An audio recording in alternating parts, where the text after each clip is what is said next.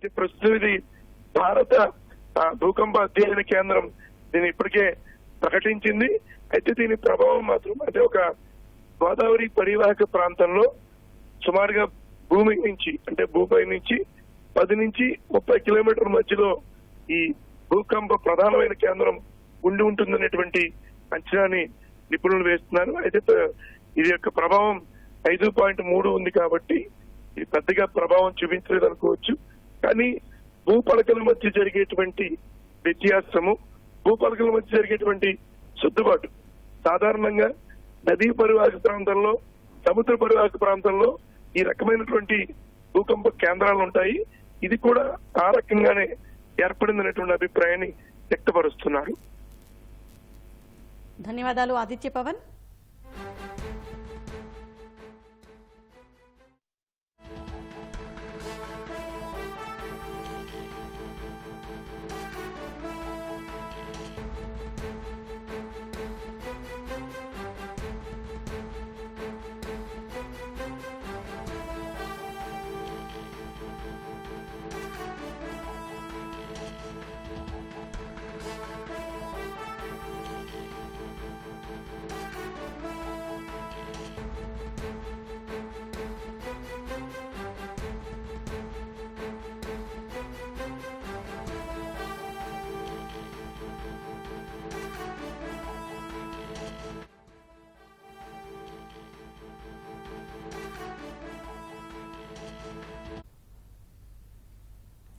తెలుగు రాష్ట్రాల్లో పలు జిల్లాల్లో స్వల్ప భూ ప్రకంపనలు సంభవించాయి. తెలంగాణలోని ములుగు కేంద్రంగా ఉదయం 7:27 స్వల్ప భూకంపం వచ్చింది.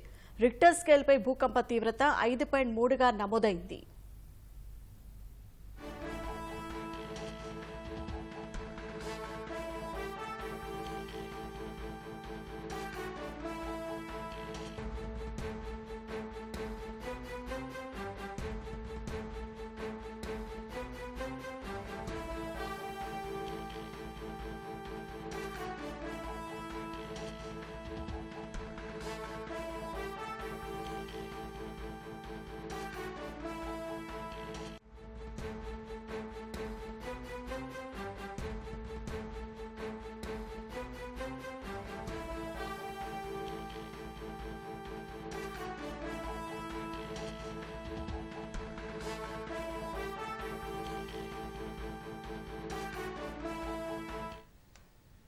తెలుగు రాష్ట్రాల్లో పలు జిల్లాల్లో స్వల్ప భూ ప్రకంపనలు సంభవించాయి.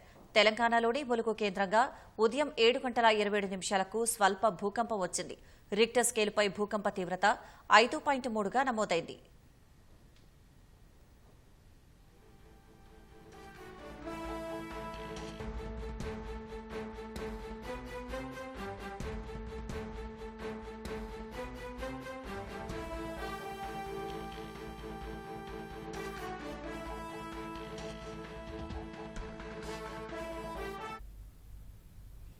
తెలుగు రాష్ట్రాల్లో పలు జిల్లాల్లో స్వల్ప భూ ప్రకంపనలు సంభవించాయి. తెలంగాణలోని ములుగు కేంద్రంగా ఉదయం 7:27 స్వల్ప భూకంపం వచ్చింది.